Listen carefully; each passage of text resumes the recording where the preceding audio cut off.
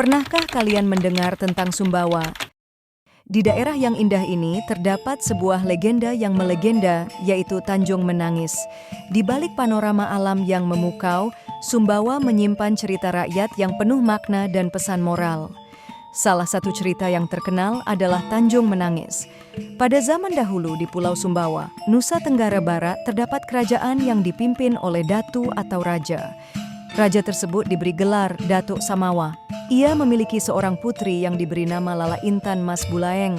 Lala Intan Mas Bulaeng adalah seorang putri yang sangat cantik dan memiliki budi pekerti yang lemah lembut dan berhati mulia, apalagi terhadap rakyat miskin.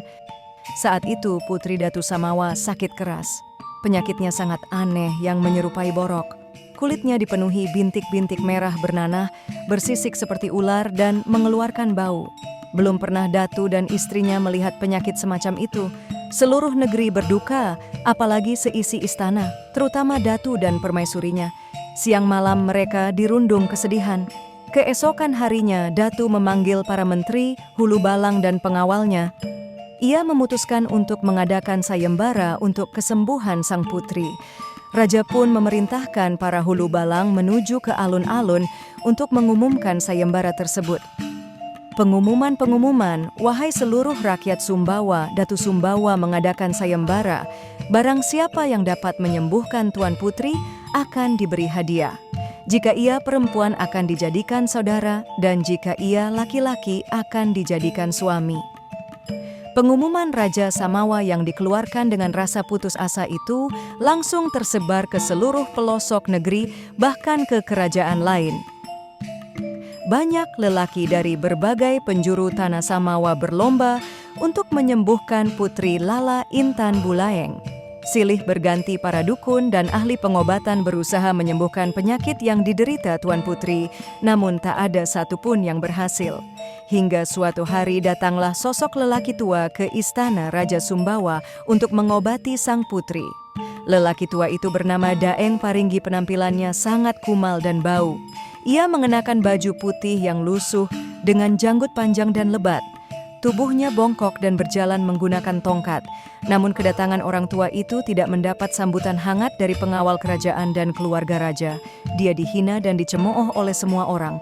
Namun Datu menahannya dan meminta lelaki tua itu untuk mencoba menyembuhkan Tuan Putri.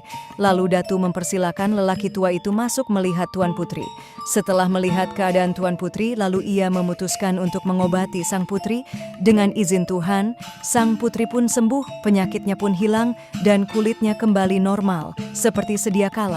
Begitulah setelah kesembuhan sang putri, si orang tua renta itu lalu menagih janji sang raja, yakni menikahi sang putri. Namun, sebelum memberikan jawaban, dalam hati Datu Sumbawa pun berpikir, apakah mungkin aku akan menikahkan anakku dengan orang tua renta ini? Apa kata raja-raja lain nantinya, di mana aku akan menaruh mukaku? Lalu Datu Sumbawa pun berubah pikiran dan mengganti hadiah sayembara dengan yang lain. Mendengar perkataan Datu yang akan mengganti hadiah sayembara, lelaki tua itu pun tersinggung dan terhina. Ia merasa ditipu oleh Datu Sumbawa. Melihat peristiwa itu, Tuan Putri merasa iba. Ia tidak ingin rakyat mengecap ayahnya sebagai raja yang ingkar janji. La pun berkata, "Ayahanda, aku bersedia menikah dengannya." Sang Datu seketika menjadi murka dan mengusir lelaki tua itu dari istana. Lalu dengan perasaan kecewa, tanpa menoleh lagi lelaki tua itu pun pergi meninggalkan istana menuju sampan yang telah ia sediakan di tepi pantai. Lelaki tua yang ternyata seorang pemuda tampan itu tak lain adalah putra Raja Bon Sulawesi. Melalui pantai Tanjung Menangis, putra Raja Bon itu pulang ke negerinya. Konon ia hanya berbekal selembar kain untuk menyeberang ke Pulau Sulawesi. Tapi apa hendak dikata, sang putri terlambat, sementara pemuda idamannya sudah menolak hadiah sayembara untuk menikah dengan sang putri. Iba juga perasaan pemuda itu mendengar ratapan sang putri, namun apa yang harus kuperbuat? Kata pemuda itu, "Ayahandamu ternyata telah mengingkari janji." Ia kemudian pergi meninggalkan putri Lala Mas Intan Bulaeng. Putri pun sangat sedih ditinggal oleh cinta pertamanya. Bahkan ketika pengawal kerajaan menjemputnya, ia tak mau pulang ke istana. ia bersumpah lebih baik menjadi batu daripada harus pulang, apalagi pemuda yang dicintainya telah pergi jauh akibat ulah ayahnya yang ingkar janji.